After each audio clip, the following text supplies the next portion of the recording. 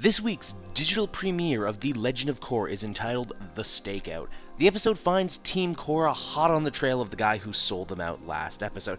Too bad they're still wanted criminals in the Earth Kingdom, thanks to that whole going up against the Earth Queen thing they did. To catch their man, Mako takes charge of the situation, and everyone else just kinda falls in line behind him.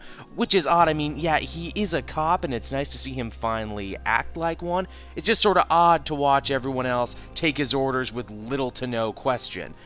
We get to spend a fair amount of time with Mako and Bolin this episode, yet despite all their extra screen time, still, at the end of the day, the two brothers end up being the most underdeveloped characters in the entire show, even still, after all this time. Beyond that, the Stakeout really aims for a much more comedy-centric tone than past episodes. We get some funny dog humor with Naga, which I'm happy that the writers still remember is actually a character and still capable of doing stuff, even though we exist in a world of cars, and as such, Naga isn't exactly the best type of transportation. Heck, there's even some fun to be had with a couple rabid Nuktuk fans, who I wonder if this is some kind of reference the show's writers are making to the more rabid fans of the Avatar series. At times, I was really tempted to call this one a filler episode, but honestly, that's not really a bad thing. I was happy to see the game of Pai Sho make a grand reappearance, especially considering how important it was to Uncle Iroh, the White Lotus, and indeed a lot of the original Last Airbender series as a whole. The Stakeout's big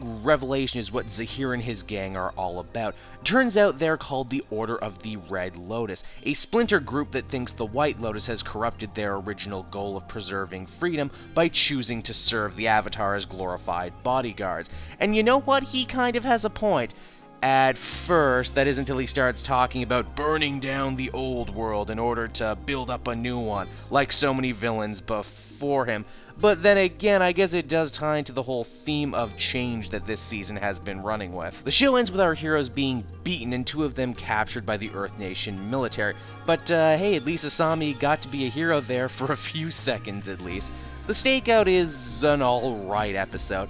It had a few really good jokes in it, but I think it suffers from being too much downtime too late in the show's run. I was also not really that much into the bad guy's ultimate motivation. It's not a bad episode, but it's not great either. 6.5 out of 10.